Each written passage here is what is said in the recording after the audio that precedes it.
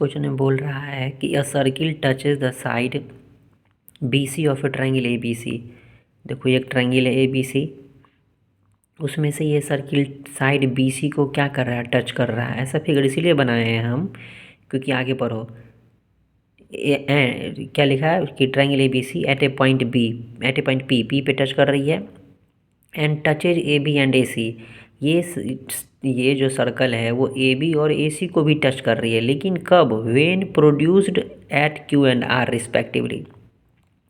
जब A B और ए सी को प्रोड्यूस किया जाता है तब ये साइड को टच करती है, कहाँ पे? क्यू और आर पे। ठीक है, फिगर बन गया, समझ में आ गया कि ट्रायंगल ए बी सी के साइड बी सी को ये सर्कल पॉइंट पी पे टच कर रही थी और ए बी और ए सी को तब टच करेगी जब उसको प्रोड्यूस किया जाए, और प्रोड्यूस करने के बाद कहाँ पे टच कर रही है? पॉइंट क्यू पे और पॉइंट आर पे।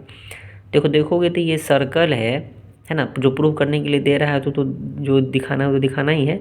जो गिवन है उसके अनुसार क्या क्या तुम कर सकते हो। देखो ये सर्कल है, इस सर्कल के बाहर में एक एक्सटर्नल पॉइंट है, तो एक्सटर्नल पॉइंट से ये दोनों लाइन देखो ये टच कर रही थी, टेंजेंट हो गया।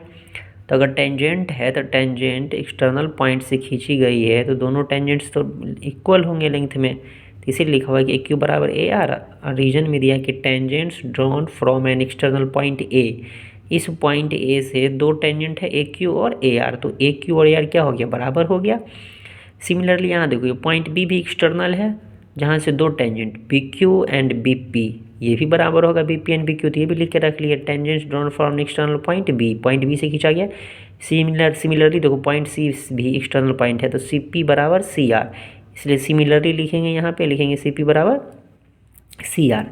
देखो ये जो पिक्चर गिवन था उसके अनुसार हम इतना चीज़ लिख सकते थे, नहीं ये डायरेक्टली गिवन तो नहीं है कि क्यू बराबर है यार, लेकिन ये प्रॉपर्टीज होती है सर्कल की कि अगर कोई पॉइंट अगर एक्सटर्नल में है तो उससे दो टेंजेंट्स खींचे जाते हैं वो लेंथ में क्या होते हैं? इक्वल होते हैं, तो वो लिख के रख लिए।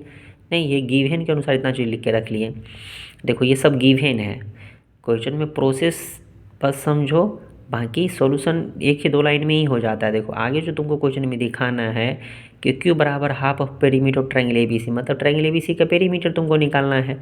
तब यहाँ पेरीमीटर निकाल रहे हैं ट्रायंगल ए बी सी का। ए बी सी का ट्रायंगल का पेरीमीटर क्या होगा? A B plus B C plus A सी।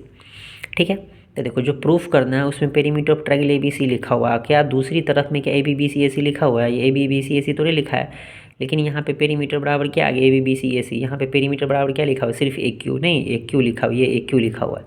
इसका मतलब इसको चेंज करना है, तो इसको कैसे चेंज करेंगे? ए बी को ए क्यू के टर्म में लिख सकते हैं कि नहीं? ए बी को हम क्या लिख सकते हैं कि A Q minus B Q, A B की जगह लिख सकते हैं कि नहीं कि A Q minus B Q.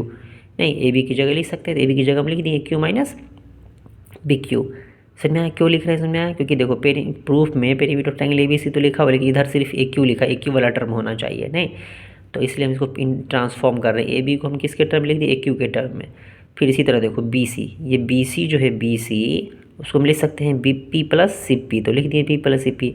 Similarly ये ए सी जो है इसको क्या लिख सकते हैं? A R minus C R, नहीं ए सी की जगह, इस ए सी की जगह क्या लिख सकते हैं? A R minus C R, नहीं तो लिख दिए R minus C R. A C की जगह, ए सी की जगह ये लिख दिए, बी सी की जगह ब्रैकेट घेर दिए, बी सी की जगह ये लिख दिए, ए बी की जगह ये लिख दिए। अब देखो ब्रैकेट हटा दिए तो ए क्यू बी क्यू।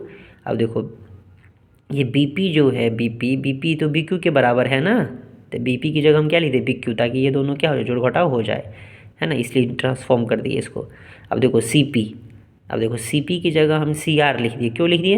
क्योंकि हम सी पी की जगह सी आर लिखेंगे तो यहाँ भी सी आर है, ताकि दोनों को जोड़ घटाव हो सके, इसलिए सी पी की जगह क्या लिख दिए? C are.